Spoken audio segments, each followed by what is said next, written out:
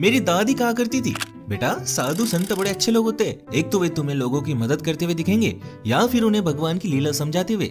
और अहंकार, साधु संतों में अहंकार नहीं होता बेटा। साधु संत बड़े विनम्र लोग होते हैं। आई विश मेरी दादी आज जिंदा होती तो मैं उन्हें ये वीडियो दिखाता। அதாவது வந்து சுற்றுச்சூழல் வந்து இவ்வளோ அக்கறையோடு இருக்கும்போது கட்டுமானங்கள் செய்யறதுக்கு முன்னாடியே வாங்க வேண்டிய சுற்றுச்சூழல் அனுமதியை பின்னாடி எதனால முன்னாடியே வாங்கியிருக்கலாமே।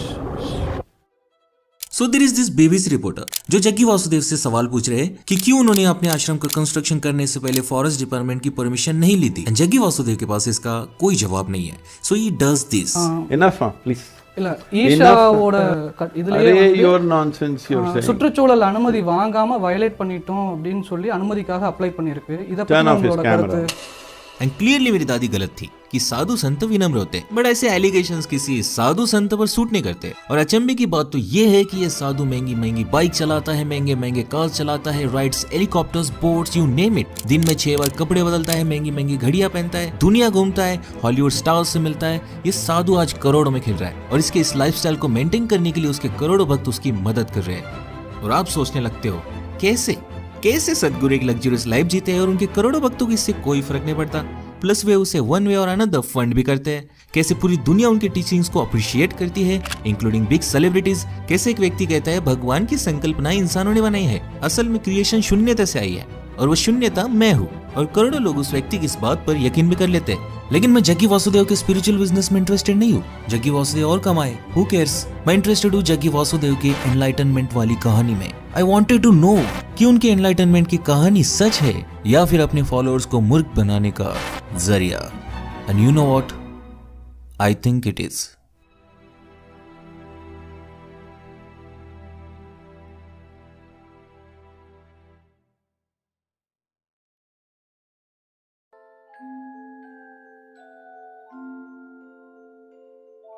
जग्गी जी अपनी किताब में लिखते हैं, एक दोपहर वे चामुंडील के एक पत्थर पर बैठे हुए थे। उनकी आंखें खुली थी पर अचानक उनके साथ कुछ तो होने लगा।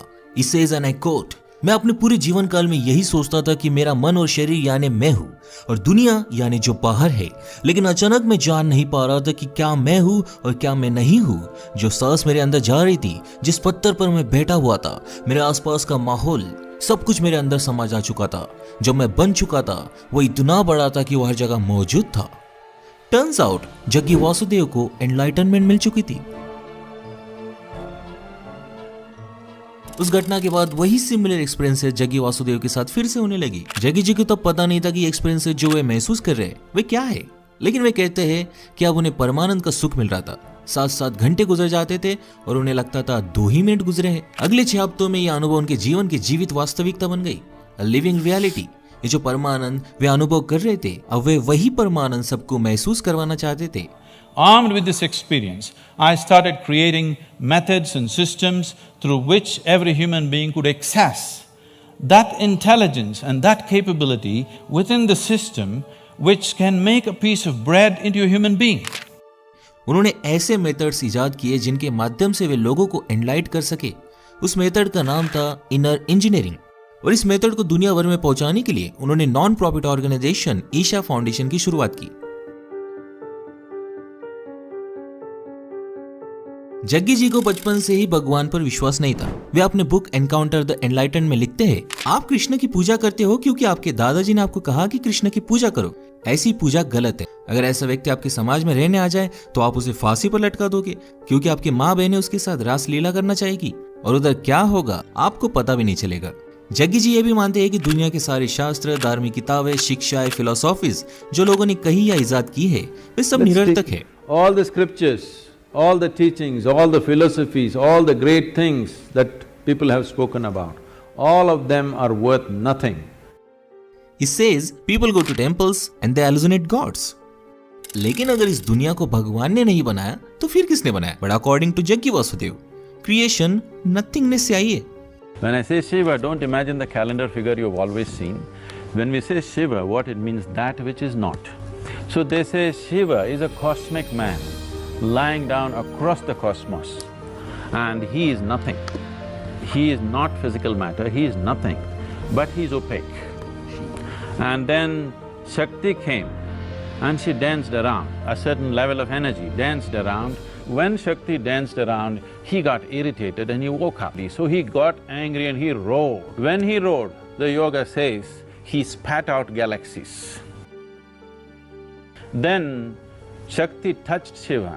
When she touched Shiva, she gathered inertia, so she became more stable, which is what the creation is today.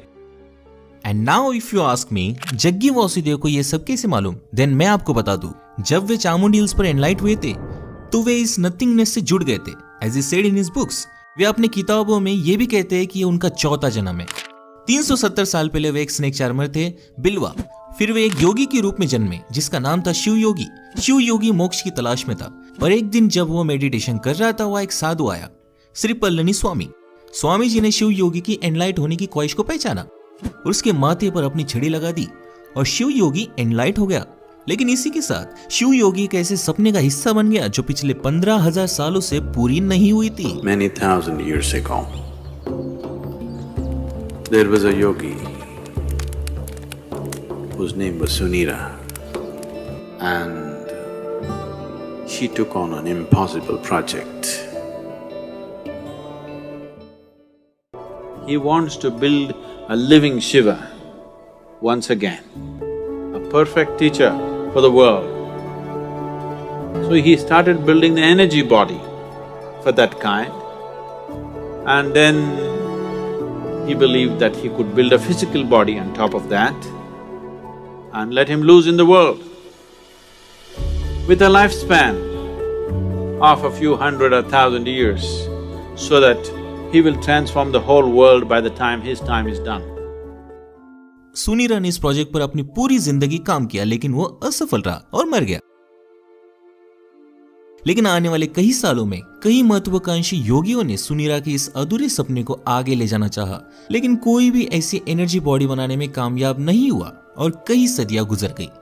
वही सुनीरा के इस प्रोजेक्ट पर कई योगियों ने अनुमान लगाया कि इस एनर्जी बॉडी को इंसानी शरीर में बांधना असंभव है, तो उन योगियों ने ध्यान लिंगम में इस एनर्जी बॉडी को क्रिएट करने की कोशिश की, लेकिन कोई भी सफल नहीं हुआ, क्योंकि भविष्यवाणी लिखित थी। जग्गी वासुदेव के दूसरे जन्म शिव योगी को स्वयं आदि योगी ने एनलाइट किया था। This fabulous crafty man enslaved me for his project. और उन्होंने इस ध्यान लिंगा पर काम करना शुरू किया, लेकिन वे 57 साल की उम्र में चल बसे। जग्गी वासुदेव का फिर एक बार जन्म हुआ एज अ सदगुरु श्री ब्रह्म। श्री ब्रह्म को सुनीरा के सपने के बारे में ऑलरेडी मालूम था और वे ऑलमोस्ट ध्यान लिंगा बनाने में सफल हो ही गए थे, लेकिन ये फुलफिलमेंट फिर से अधूरी रह गई। लेकिन समाधि लेने से पहले उन्होंने अपने अगले जन्म की योजना बना ली थी कि वे किस औरत की कोख में जन्म लेंगे। इवन जो अन्य 2 लोग उन्हें इस कार्य में मदद करने वाले थे, वे भी किन औरतों की कोख में जन्म लेंगे, वे भी जाने से पहले वे नियोजित करके गए थे। और सदगुरु श्री ब्रह्म जी की योजना सही साबित हुई और जग्गी वासुदेव का जन्म हुआ और 2 अन्य लोग जो उन्हें इस कार्य में मदद करने वाले थे, उनका भी नियोजित कोख में जन्म हुआ। एक थी जग्गी वासुदेव की शिष्या जो पिछले जन्म में श्री ब्रह्म जी की शिष्या थी, भारती, और दूसरी थी विजय कुमारी एके विज्जी जो स्वयं जग्गी वासुदेव जी की बीवी थी। अब तीनों ने इस 15,000 साल पुराने कठिन कार्यों को अपने हाथों में लिया।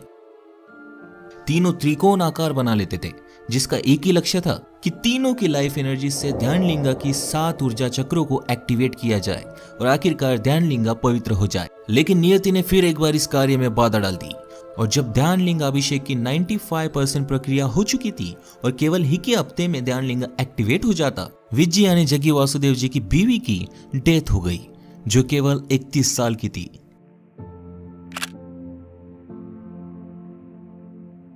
जग्गी जी ने बताया कि विज्जी ने महासमाधि ले ली है। This is a nation where there have been thousands of incidents where people have left their body consciously. So she announced that she will leave almost 9 months ahead of that time. It was a natural process. ध्यान लिंगा का काम रोकना नामुमकिन था और जग्गी वासुदेव इसे इसी जन्म में पूरा करना चाहते थे। उन्होंने अपना और विज्जी का दोनों का रोल एक साथ निभाना शुरू कर दिया, लेकिन इस कारण उनके शरीर पर बहुत भार आने लगा और वे बेहद बीमार गिरने लगे। In about 8 months, maximum of 8 months, I aged about 25 years during the consecration process. Certain period of consecration, about 8 months' time, people just saw me like I am aging, like so extremely fast.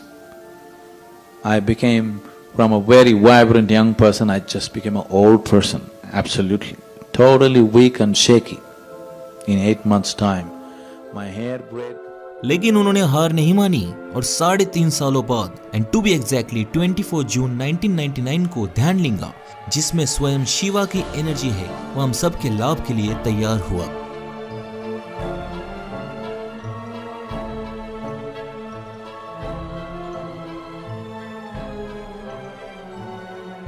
पंद्रह 15,000 साल पुरानी भविष्यवाणी पूरी हुई। जी हाँ, इस जगत गुरु को बनाने का सपना देखने वाले सुनीरा ने यह भविष्यवाणी पहले ही कर दी थी कि हजारों सालों बाद एक योगी आएगा जो इस सपने को पूरा करेगा। वे योगी सदगुरु जग्गी वासुदेव थे। लेकिन एक साथ दो लोगों का कार्य अपने ऊपर लेने के बाद उनके शरीर को अनेक रोगों ने घेर लिया था और वैसे भी उन्होंने ध्यानलिंगा बनने के बाद 42 साल की उम्र में अपना शरीर छोड़ देने का निर्धार भी कर लिया था। In 8 months' time, my hair grayed completely, my whole body changed, everything happened.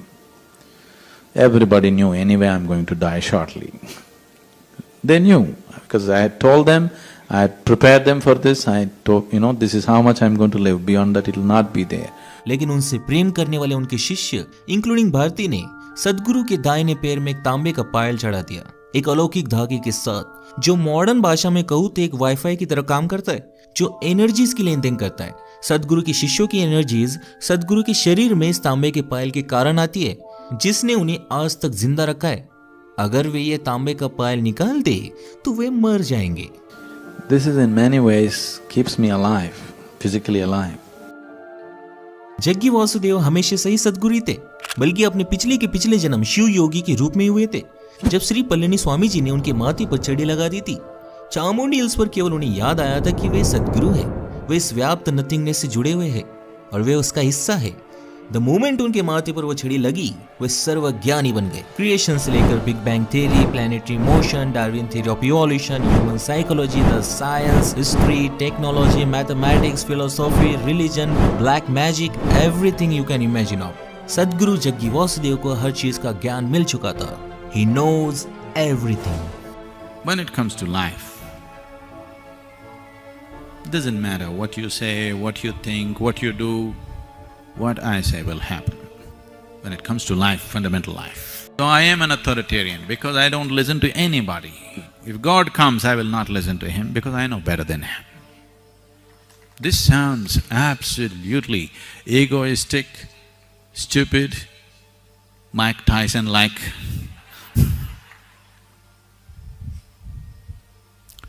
But what can I do? It's true. But wait. There is a problem.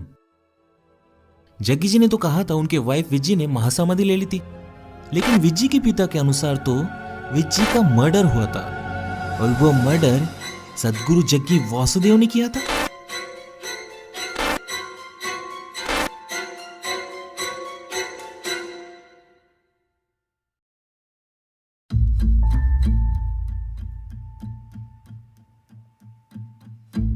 Jaggi जी के अनुसार 31 साल की विजय कुमारी ने 30 जनवरी 1997 को महासमाधि ले ली, लेकिन जग्गी वासुदेव के खुद के ससुर ने यानी विज्जी के पिता ने जग्गी वासुदेव पर उनके बेटी के मर्डर का इल्जाम लगाया और एफआईआर फाइल कर दी।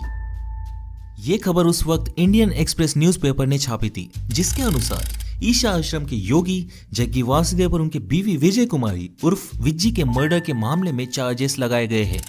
पुलिस को दिए गए कंप्लेंट में विज्जी के पिता टीएस गंगना जी को लगता है उनकी बेटी की मौत में कुछ तो गड़बड़ है।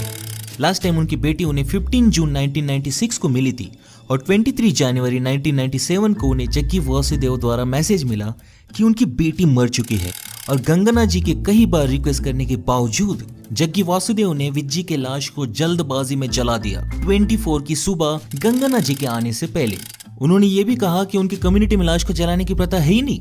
जग्गी ने जानबूझकर लाश को जला दिया ताकि सारे सबूत मिट जाए। गंगना मानते हैं कि जग्गी ने अपनी बीवी का मर्डर किया है क्योंकि उनका आश्रम के किसी शिष्य के साथ अफेयर था। गंगना जी के कंप्लेंट के आधार पर केस दर्ज की जा चुकी है, लेकिन पुलिस आश्रम पहुंची तो गॉडमैन जग्गी यूएस से चले गए थे। इन्वेस्टिगेशन जारी है। लेकिन पुलिस के इन्वेस्टिगेशन के अनुसार उन्हें कोई सबूत नहीं मिला क्योंकि बॉडी ऑलरेडी जल चुकी थी। तो पुलिस ने लैक ऑफ एविडेंस के कारण केस को बंद कर दिया और एक फाइनल रिपोर्ट बनाई। लेकिन इस फाइनल रिपोर्ट में उन्होंने विज्जी के पिता टी.एस. गंगना जी द्वारा बताई गई बातों पर कोई इन्वेस्टिगेशन नहीं की थी।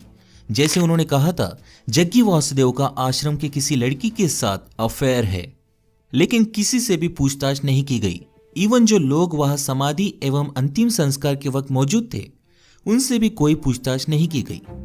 बट थिंक अबाउट इट, आप इन सारी बातों के बारे में लॉजिकली सोचो, क्यों जग्गी वासुदेव ने विज्जी के पिता और उसके 2 बहनों के आने का इंतजार नहीं किया, जबकि उन्होंने जग्गी जी से बार बार रिक्वेस्ट की थी कि उनके आने तक विज्जी का अंतिम संस्कार ना किया जाए। विज्जी के पिता के अनुसार उनकी कम्युनिटी में लाश को दफनाया जाता है, पर जग्गी जी ने लाश को जलाया। और ये तो सबको पता है कि समाधि लिए हुए व्यक्ति को गहरे गड्ढे में दफनाया जाता है। फिर बॉडी को जलाया क्यों गया और अंतिम संस्कार सुबह 4 से 5 बजे के बीच में क्यों की गई थी? इतनी क्या जल्दी थी? और जब उन्होंने साफ कहा है अपनी किताब में कि विज्जी की समाधि के बाद उन्हें 2 लोगों की एनर्जी खुद क्रिएट करनी पड़ी थी और इसी कारण वे भयानक पीड़ा से गुजर रहे थे। उन्हें तो बोलना तक नहीं आता था, लेकिन जब पुलिस तहकीकात करने आती है वे तभी यूएस से लेक्चर देने कैसे चले जाते हैं। जग्गी जी अपनी किताब में लिखते हैं कि विज्जी यानी उनकी बीवी ने उन्हें समाधि के 9 महीने पहले ही समाधि लेने की इच्छा जाहिर की थी। फिर विज्जी ने 1 महीने पहले ही कैसे समाधि ले ली? वो 1 हफ्ता रुक भी सकती थी क्योंकि ध्यान लिंगा बनने में 1 हफ्ता ही बचा था। और विज्जी अगर समाधि लेने वाली थी तो उसने अपने माँ बाप बहनों को क्यों नहीं बताया था कि वो समाधि लेने वाली है, जबकि वो उन्हें मिलने भी गई थी। जग्गी वासुदेव अपने बुक मिस्टिक्स म्यूजिक में खुद लिखते हैं कि विज्जी अकम्प्लिश्ड यानी कुशल योगी नहीं थी, मतलब उन्होंने कभी पतंजलि योगा सूत्र भी नहीं पढ़े होंगे। अब जो मोक्ष पाने के लिए महान साधु 50-50 साल साधना मेडिटेट करते हैं, वो एक साधारण बैंक एम्प्लॉय कैसे पा लेती है? जग्गी वासुदेव इवन ये भी कहते हैं कि विज्जी ने जग्गी को कभी अपना गुरु माना ही नहीं और ना ही उन्हें जग्गी की ये लाइफस्टाइल पसंद थी। वो तो ध्यान लिंगा का हिस्सा भी नहीं बनना चाहती थी। विज्जी को इवन जग्गी जी और भारती की बढ़ते हुए नजदीकियों से दिक्कत भी थी। अब जो औरत एक साधारण जीवन व्यतीत करना चाहती थी, जिसके अपने पति के अन्य शिष्यों से बढ़ रहे नजदीकियों से दिक्कत हो रही थी, जिसकी बेटी केवल 7 साल की थी, वो समाधि क्यों लेगी वाला? These are just doubts I had in Sadhguru story of Vijji's death. हम उन पर कोई एलिगेशंस नहीं लगा रहे, वो हमारा काम है ही नहीं। उन्हीं की किताब में लिखा गया है कि ध्यानलिंगा अभिषेक की प्रक्रिया विज्जी की उपस्थिति में खत्म हो जाती, लेकिन जग्गी जी की शिष्या भारती को अपने बच्चे के एनुअल फंक्शन में जाना था। कितनी मूर्खता वाली बात है ये। क्या भारती को मालूम नहीं था कि ये ध्यानलिंगा कितना बड़ा प्रोजेक्ट है, उसकी इंटेंसिटी क्या है, कि ये 15,000 साल पुरानी प्रोफेसी है? कई योगी इसमें असफल हो गए। जग्गी वासुदेव को 4 जन्म लेने पड़े। खुद भारती का ये दूसरा जन्म था। उसका जन्म ही ये कार्य पूरा करने के लिए हुआ था और वो अपने बच्चे के स्कूल फंक्शन में चली गई थी। रियली आई वंडर, 15,000 साल पुरानी प्रोफेसी, जग्गी जी के 4 जन्म, और उनके पास ऑप्शन था कि वे स्पेशल लोगों को स्पेशल कोक में पैदा कर सकते हैं। देन उन्होंने 2 मामूली लड़कियों को क्यों चुना इतने बड़े कार्य के लिए? इतने बड़े कार्य के लिए तो किसी अकम्प्लिश्ड योगी को चुनना चाहिए था। ये सारी कहानियां, ये सारे फैक्ट्स किसी दंत कथा जैसे नहीं लगती जो किसी 6 साल के बच्चे ने लिखी हो। जग्गी जी ने खुद कहा है कि ध्यानलिंगा के अभिषेक प्रक्रिया के बाद वे बीमार गिर गए थे और उन्होंने अपने एंकल बोन को खुद अपनी शक्तियों से ठीक किया था। इवन अपना अस्थमा भी 1 घंटे में ठीक कर दिया था। In a field hockey game, I fractured my left ankle. I was in excruciating pain, and by then I had also become a chronic asthmatic, and I had a very severe bout of asthma. I sat down with my eyes closed for about little more than an hour. When I came out, my asthma left me, never to come back again. And above all, my fractured leg was perfectly okay in little more than an hour's time. लेकिन इस interview में वे ये कहते हैं, So 3 years ago, it so happened, I was playing soccer with the kids and I tore my left knee. Then the only damn game I can play is golf. साक्षात भगवान अपनी नी bone ठीक नहीं कर पा रहा और दुनिया भर में अस्थमा के आज 262 मिलियन पेशेंट्स है। अगर जग्गी जी के पास इसका इलाज है तो वे इलाज सबको दे क्यों नहीं रहे? राइट? अगर जग्गी वासुदेव ने पहले ही प्लान किया था कि ध्यानलिंगा अभिषेक के बाद वे 42 साल की उम्र में अपना शरीर छोड़ देंगे, तो उन्होंने शादी क्यों की थी और अपने बेटी को जन्म ही क्यों दिया था, जबकि उन्हें पता था कि उनके मरने के बाद उनकी बीवी विधवा हो जाएगी और उनकी बेटी अनाथ। लेकिन वे अपनी शादी को भी जस्टिफाई करते हैं, कहते हुए कि ऋग्वेदा में लिखा गया है कि ध्यानलिंगा का अभिषेक एक ऐसा ही योगी करेगा जो गृहस्थ योगी हो, यानी शादीशुदा योगी हो। मैंने इस बात की पुष्टि करने के लिए अपने दोस्त के दादाजी से बात की, जो हिंदू स्क्रिप्चर्स के ज्ञानी है, और उन्होंने मुझे कहा ऐसी कोई भी चीज ऋग्वेदा में नहीं लिखी गई है और ना ही ध्यान लिंगा टर्म का कोई जिक्र है। उन्होंने मुझे बताया कि सुनीरा नाम की योगी का ना योगिक कल्चर में, ना धर्म ग्रंथों में, ना उपनिषदों में और ना ही वेदों में कोई जिक्र है। और सबसे मजे की बात तो यह है, जिन वेदों में जग्गी जी ध्यान लिंगा का होने का जिक्र करते हैं ना, वे हिंदू वेद पुरानी केवल 5000 साल पुराने हैं और जग्गी जी की कहानी 15000 साल पुरानी है। Okay, for a moment let's believe Jaggi ji की यह ध्यान लिंगा वाली कहानी सच है। सो अकॉर्डिंग टू दैट, ध्यान लिंगा साक्षात लिविंग शिवा है, वही शिवा जो इस नथिंगनेस में समाये हुए है, जिनके अंदर से ये दुनिया क्रिएट हुई है। He is a creator. लेकिन जग्गी जी ये भी कहते हैं कि अब उस ध्यान लिंगा में और उनमें कोई फर्क नहीं बचा है। So if A is equal to B and B is equal to C, then A is equal to C, right? मतलब अब जग्गी वासुदेव इस दुनिया के क्रिएटर बन चुके हैं। Where is the logic and do you believe this shit? ये सारी कहानियां, ये सारे फैक्ट्स मुझे एक ही संशय की ओर ले गई कि जग्गी वासुदेव जी का, सदगुरु जी का एनलाइटनमेंट सच है भी कि नहीं। और जब मैंने उनका इतिहास खंगाला तो मुझे सब समझ गया। जग्गी जी की वो कहानी याद है जब वे पिछले जन्म में शिव योगी थे। उनके गुरु श्री पल्लनी स्वामी जी ने उनके माथे पर छड़ी लगा दी थी और वे एनलाइट हो गए थे। बस इस कहानी में एक ही झूठ है, वो गुरु श्री पल्लनी स्वामी जी नहीं बल्कि भगवान श्री रजनीश जी थे, Osho.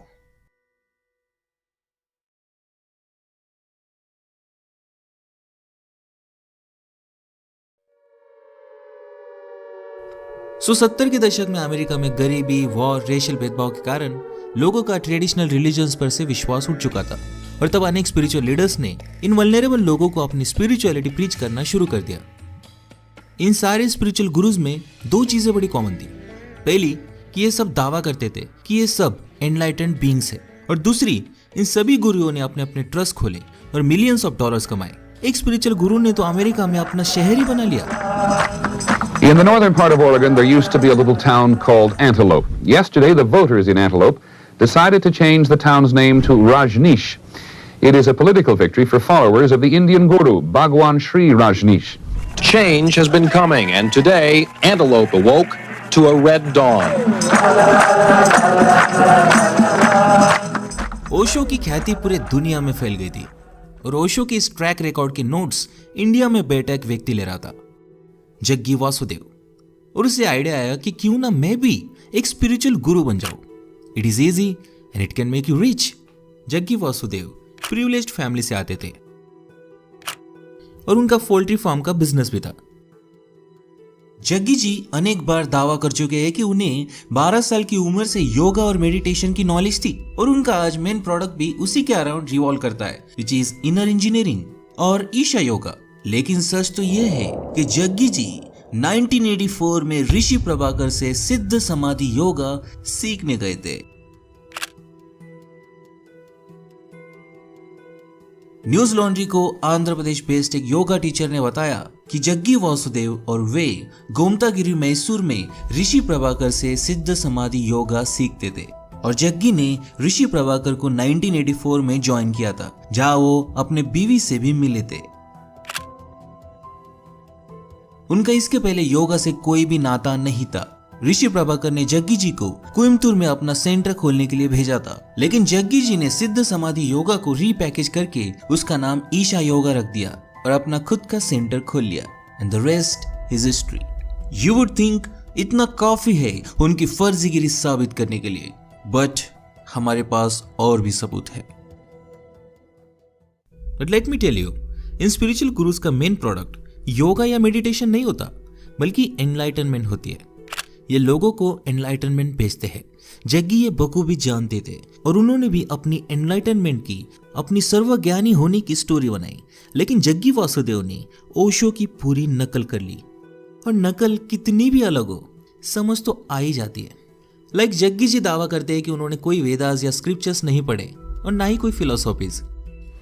I have neither read the Gita, nor the Vedas, nor the Upanishads, nor even the Yoga Sutra. Because उन्होंने ये स्क्रिप्चर्स डायरेक्टली नहीं पढ़ी है, उन्होंने ये स्क्रिप्चर्स ओशो की किताबों के माध्यम से पढ़ी है। मोस्टली वो जो कहते हैं वो अधिकांश ओशो की कोट्स, ओपिनियंस, एनेक्डोट्स के रिपीटेशंस होते हैं, even choices of words. you clearly disturb people who see those sort of statements as profound, profane. I love to disturb people. A guru is somebody who disturbs the fundamental aspects in you. I am not going to console anybody. He is not a solace peddler. Because the more you console them, the more retarded they remain. All kinds of conclusions that you have drawn, Disturb them. he disturbs everything in you. That challenge will bring their capacities to the climax. He is somebody who is there to assist you towards your liberation. Jaggi ji की enlightenment nothingness यानी शून्यता तक जाती है। शिवा कोई being नहीं है, बल्कि इस नथिंगनेस में समाये हुए है, और इस नथिंगनेस में मिल जाना ही एनलाइटनमेंट है। और उसके वे 112 तकनीक बताते हैं। ये कॉन्सेप्ट विज्ञान भैरव तंत्र से आती है, और इस तंत्र को उस वक्त ओशो ने ही प्रचलित किया था। कोई 112 विधियां हैं सारे जगत में ध्यान की, और प्रत्येक विधि अद्भुत है। Tantra will not give you the answer, Tantra will give you the technique. Jaggi जब भी शिवा की बात करते हैं, जैसे Shiva being good and evil, both light and dark, यही स्टाइल और व्यूज ओशो भी इस्तेमाल करते थे। ओशो कहते थे शिवा के पास कोई फिलोसॉफीज नहीं थी, उनके पास केवल मेथड्स थे। All the questions Devi is asking, Shiva is not going to answer at all. On the contrary, he will give a technique. And if Devi goes through this technique, she will know. यह बात उन्होंने खुद को और अपने course को describe करने के लिए रख ली। Once they understand few basics, then we teach methods with which they can make these dimensions within themselves in a conscious manner. This is not a philosophy, this is a technology. Jaggi जी हमेशा कहते हैं, Now, whatever I say, don't believe this. But don't be a fool and disbelieve this. Guess what, ये quote उन्होंने कहां से उठाया? ओशो की किताब I celebrate myself, God is nowhere, life is now here से। I have not told you to believe it, I have not told you to disbelieve it.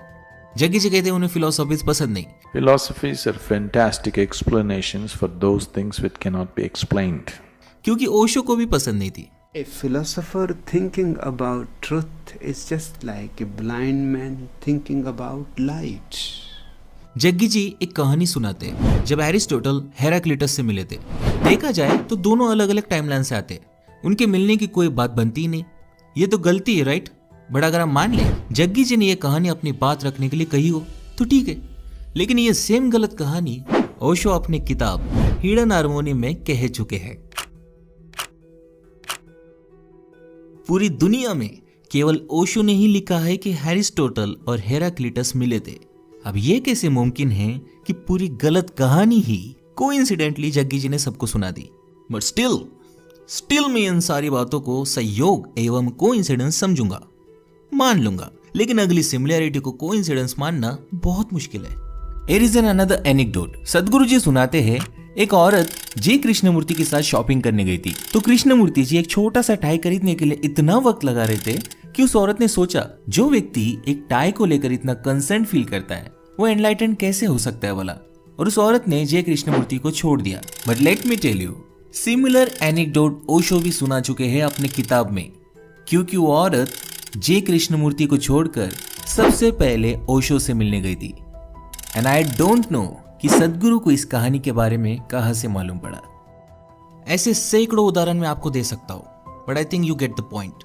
Jaggi Vasudev ने सब कुछ ओशो से कॉपी किया है, लेकिन ओशो की गलती है जग्गी जी ने कॉपी नहीं की। ओशो हमेशा हिंदुइज्म को क्रिटिसाइज करते थे, जो इंडियन पॉलिटिशियंस को रास नहीं आती थी। पॉलिटिशियंस ने ओशो पर दबाव बनाया और उन्हें मजबूरन देश छोड़ना पड़ा। जग्गी जी भले ही ओशो के पद पर चल हिंदुइज्म को क्रिटिसाइज करते रहे, लेकिन उन्होंने ड्यूअल कैरेक्टर अपनाया। अपने एनलाइटनमेंट में, अपने टीचिंग्स में, अपने आश्रम में उन्होंने ध्यानलिंगा, शिवा, आदि योगी, भैरवा जैसे टर्म्स को यूज किया ताकि उन्हें कोई अपोज न करे।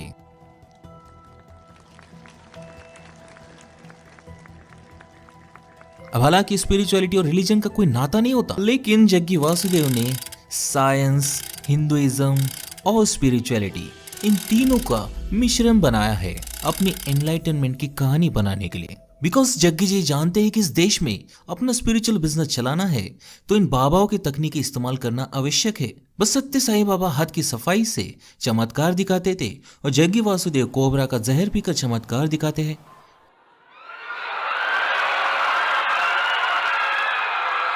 आगे ध्यानलिंगा बनाने के लिए उन्हें लोकल भक्तों से डोनेशन मिला और उन्होंने 150 एकड़ जमीन खरीदी अपना आश्रम खड़ा करने के लिए, जहां आज ईशा फाउंडेशन खड़ा है। इन न्यू ओशो के डाउनफॉल में पॉलिटिशियंस का बड़ा हाथ रहा, तो उन्होंने पॉलिटिशियंस के साथ अच्छे संबंध बनाने के लिए न्यूट्रल इनिशिएटिव्स को इन हैंड लिया। ऐसे ही 2006 में जग्गी वासुदेव ने पूरे तमिलनाडु में पेड़ लगाने का इनिशिएटिव हाथ में लिया। इसमें उन्हें नए भक्त और वॉलंटियर्स तो मिले ही, लेकिन उस वक्त के सीएम करुणानिधि भी इस इनिशिएटिव में शामिल हुए। This made him famous in South India. वे आज सेम तकनीक इस्तेमाल करते हैं अपने ब्रांड को पूरी दुनिया में प्रमोट करने के लिए। Save our soil. Save soil. Save the soil. Save soil. Save soil. Save our soil. 2008 में स्टार विजय ने जग्गी वासुदेव के साथ वीकली शो एयर करना शुरू कर दिया, जिसमें वे अलग अलग सेलिब्रिटीज के साथ बैठकर spirituality, social problems, yoga, meditation और जो मन में आया उस टॉपिक पर बात करते थे। லேபர் இருந்தாலும் மத்தியானம் 1 மணி நேரம் இடைவெளி கொடுக்குறாங்க, நமக்கெல்லாம் சாப்பாடு நேரத்துல நமக்கு இடைவெளி கொடுக்க மாட்டாங்க। शो बढ़िया था और इसलिए ईशा फाउंडेशन ने सेम कॉन्सेप्ट पर खुद का शो बनाया। My work is just to help people to understand that going in installments is not going to get you to infinite. It was a win-win situation. दोनों पार्टीज को publicity मिल रही थी और धीरे धीरे बड़े से लेकर बड़े सेलिब्रिटीज जग्गी वासुदेव से बात करने लगे। You can't even imagine. Namaskaram, good morning Matthew. Good morning, Sadhguru. How are you, man? I'm good, man. Where you from? So finally Jaggi Vasudev ji ने अपना ईशा एम्पायर खड़ा कर दिया, जहाँ आज वे करोड़ों रुपए कमाते हैं। एक झूठी एनलाइटनमेंट की कहानी ने जग्गी जी को इस मुकाम तक पहुंचा दिया। आज जग्गी जी के करोड़ों फैंस हैं दुनिया भर में, लाखों पार्ट टाइम वॉलंटियर्स और हजारों फुल टाइम वॉलंटियर्स जो फ्री ऑफ कॉस्ट काम करते हैं उनके आश्रम में। जग्गी वासुदेव ने सिंपली अपने पोल्ट्री और कंस्ट्रक्शन बिजनेस को स्पिरिचुअल बिजनेस में ट्रांसफर कर लिया। एज्यूम लगभग 1980 से ही उन्होंने डिसाइड कर लिया था कि उन्हें कौन सी कहानियां बोलनी है, किस तरह बोलनी है, ताकि वे लेजिट लग सके और अपने ईशा एम्पायर को खड़ा कर सके। इवन बिजनेस मॉडल अगर आप ध्यान से देखें तो ईशा फाउंडेशन में कुछ भी फ्री नहीं है। छोटी से लेकर छोटी चीज को डोनेशन के स्वरूप में बेचा जाता है ताकि सरकार को टैक्स भी ना देना पड़े। जग्गी वासुदेव जी ने एक faith based business model create किया है, टैक्स फ्री स्टेटस पाने के लिए, अपने स्पिरिचुअल प्रोग्राम्स को बेचने के लिए, बुक्स एंड मर्चेंडाइज बेचने के लिए and most importantly full time volunteers के रूप में फ्री लेबर पाने के लिए। ओशो की किताबें पढ़कर उनकी टीचिंग स्टाइल एनलाइटनमेंट कॉपी कर आज सदगुरु जग्गी वासुदेव बहुत बड़े मुकाम पर पहुंच गए। उनके कुछ फैंस को पता है कि वो ओशो की कॉपी करते हैं, लेकिन वे आर्गुमेंट देते हैं कि क्या फर्क पड़ता है कि सदगुरु जग्गी वासुदेव ओशो की कॉपी कर रहे हैं, इससे तो लोगों का फायदा ही हो रहा है ना, करने तो कॉपी। लेकिन मैं उनसे एक ही सवाल पूछूंगा, सदगुरु जग्गी वासुदेव को ये एनलाइटनमेंट बेचते बेचते 30 साल से ज्यादा हो गए, लेकिन उनको छोड़ के एक भी व्यक्ति को एनलाइटनमेंट मिली है क्या? और मिल भी नहीं सकती, क्योंकि ओशो की लॉन्ग टाइम सहयोगी मां आनंदशीला कहती है, He dangled the carrot of enlightenment. He declared few people enlightened. It was a hoax. In that sense, yes. Enlightenment एक छल है, झूठ है, धोखाधड़ी है।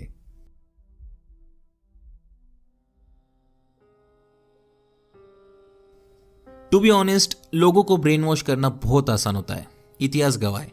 बस आपके पास ऐसी कहानी होनी चाहिए जिससे आप गलीबल वल्नरेबल लोगों को बेच सके, और क्या फर्क पड़ता है वो कहानी सेकंड हैंड ही क्यों ना हो, राइट? एंड मुझे कोई दिक्कत नहीं है कि लोग अपने आप को जग्गी वासुदेव के पास सरेंडर कर रहे हैं। अगर आपको मदद हो रही है देन प्लीज आप जाइए, लेकिन इतना जरूर याद रखिए, आश्रम में आपको एक कोर्स के बाद दूसरा कोर्स खरीदने के लिए ब्रेन वॉश किया जा सकता है, और आखिर में आपको अपनी रियल लाइफ छोड़कर आश्रम में संन्यास लेने कहा जा सकता है, जबकि जग्गी वासुदेव खुद एक लग्जरियस लाइफ जीते और उनकी बेटी शादीशुदा है। आज कई पेरेंट्स अपने बेटे बेटियों को पाने के लिए मदद की गुहार लगा रहे हैं। First doctor, marriage and divorce, and then another one marriage, you know, and then take some jewels. Isha yoga, Isha yoga, Isha yoga, and he settled. लेकिन उनकी कोई नहीं सुन रहा, उनके बच्चे ब्रेन वॉश हो चुके हैं। Namaskaram. I'm Mayu from Isha Yoga Center. Mamati. This is regarding the allegation that our parents have given that we are staying here against our wishes and we've been forced to stay here. I would like to clarify that I'm here out of my own wish and my interest. I'm here because this is the only thing that would give me fulfillment and happiness. And I chose this out of my own will and nobody has forced me or compelled me to stay here. मुझे कोई दिक्कत नहीं कि लोग Isha foundation में जाकर महंगे महंगे कोर्सेज खरीदते हैं, आश्रम में वक्त बिताते हैं, लेकिन तकलीफ तो गरीब को हो रही है ना। मुझे कोई दिक्कत नहीं कि यूथ जग्गी वासुदेव को पसंद करती है, लेकिन जग्गी वासुदेव का विजडम आपको मूर्ख बना सकता है।